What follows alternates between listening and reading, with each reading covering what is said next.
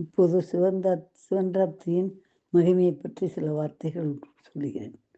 உலகில் உயிர்கள் பிறக்கின்றன, பல இன்பங்களையும் துன்பங்களையும் அனுபவிக்கின்றன. இன்பம் வரும்போது உலகம் இனிக்கிறது. படைத்தவன் அப்போது மட்டும் நிலா போல் நம் கண்களுக்கு குளிர்ச்சியாக தெரிகிறான். கஷ்டம் வந்ததும் படைத்தவனை திட்டுகிறோம். அப்போது நம் வாயில் வரும் முக்கிய சொற்றொடர், இதற்காகவா என்னை படைத்தாய்? இதற்கு என்ன அர்த்தம்? இவ்வளவு துன்பங்களையும் அனுபவித்து நான் இங்கே வாழ விரும்பவில்லை என்பதுதான். பிறந்தால்தானே கஷ்டம். பிறக்காமல் இருந்து விட்டால் பசிக்காது, பணம் தேவைப்படாது, நோய் வராது, நேரம் கட்ட நேரத்தில் தூக்கம் வராது, உயிருக்கு உயிராக நேசிப்பவர்களை இழக்க வேண்டி வராது. அப்போது ஒரு ஆத்மாவின் நிலை எப்படி இருக்கும்? அது சிவத்துடன் ஒன்றி போயிருக்கும்.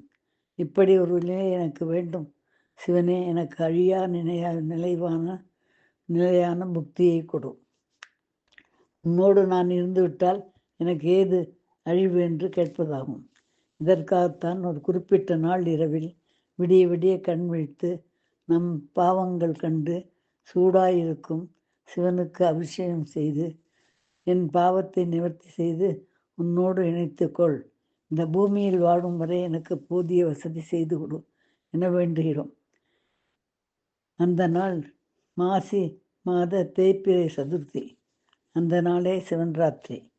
எல்லா உயிர்களும் சிவனுக்குள் அடக்கம் என்பதை விளக்க புராண கதை உண்டு.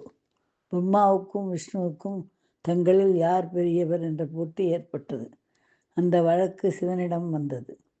அவரிடம், நான்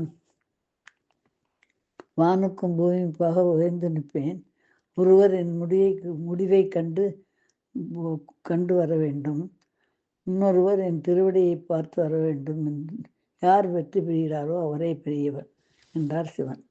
அன்னப்பறவை வடிவெடுத்து உயரே பறந்தார் பிரம்மா. வராக பன்றி வடிவெடுத்து பூமியை அகழ்ந்து சென்றார் விஷ்ணு. இருவராலும் வெல்ல முடியவில்லை. சிவனிடம் தன்னால் திருவடியை காண முடியாததை ஒப்புக்கொண்டார் விஷ்ணு. முடியை பார்த்து விட்டதாக பொய் சொன்னார் பிரம்மா. பொய்யும் மெய்யும் சிவனை அடைய முடியாது.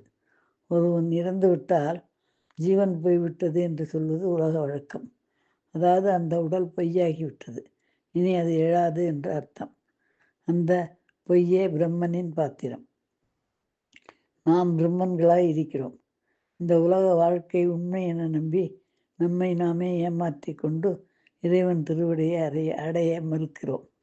விஷ்ணுவை போல் உண்மையாக வாழ்ந்தாலும் கூட இந்த உடல் உண்மை என நம்பி மருந்துகளால் அதை குணப்படுத்த முயற்சிக்கிறோம். அது தற்காலிக தீர்வுதானே தவிர என்றேனும் ஒரு நாள் உயிர் போய்விடும். எனவே சிவனே, உன்னை நிரந்தரமாக அடைய எனக்கு நீதான் வழிகாட்ட வேண்டும் என வழிபடும் நாளே சிவன்ராத்திரி.